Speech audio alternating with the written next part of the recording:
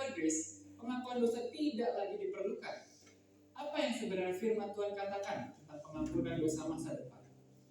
Pada edisi Voice of Pentecost kali ini, kita akan menjawab pertanyaan tersebut.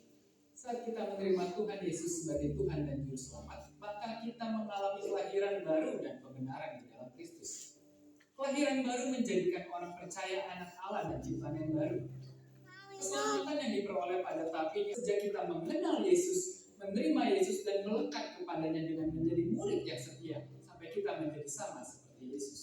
Puncak dari proses pengudusan adalah pemuliaan atau glorification, di mana ini adalah akhir dari perjalanan hidup orang percaya di dunia. Dan Tuhan akan memberikan tubuh yang baru yang dibebaskan dari kehadiran dosa dan kepada setiap orang percaya yang setia sampai garis akhir. Mungkin sebagian dari kita pernah mendengar pernyataan, lahir baru itu sekali, tetapi pertobatan itu harus setiap hari. Mengapa kalau kita diselamatkan oleh kasih karunia melalui iman kepada Kristus, kita tetap harus menjadikan pertobatan sebagai gaya hidup? Tentu alasannya karena orang percaya masih dapat jatuh ke dalam dosa. Kita dapat melihat kisah-kisah di Alkitab bagaimana orang percaya pun masih bisa jatuh ke dalam dosa. Dan ia tetap perlu mengakui dosanya sehingga pengampunan dari Tuhan turun.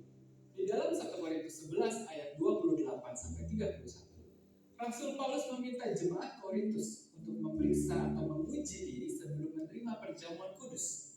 Karena ada konsekuensi dari dosa.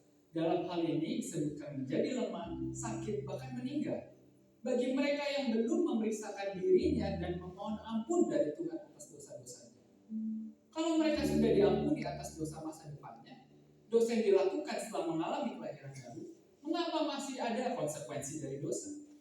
Di dalam Ibrani 10 ayat 26-27, penulis surat Ibrani mengatakan bahwa akan ada penghakiman yang mengerikan dan kobaran api yang dahsyat bagi orang yang sengaja berbuat dosa sesudah ia memperoleh pengetahuan tentang kebenaran.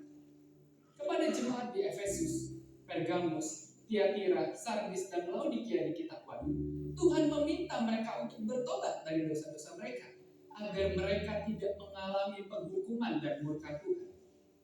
Dari contoh-contoh tadi, maka kita dapat melihat bahwa secara tersirat maupun tersurat, orang percaya tetap perlu mengakui dosa sebagai tanda penyesalan jika jatuh dalam dosa, serta bertobat dan tidak melakukan dosa itu lagi.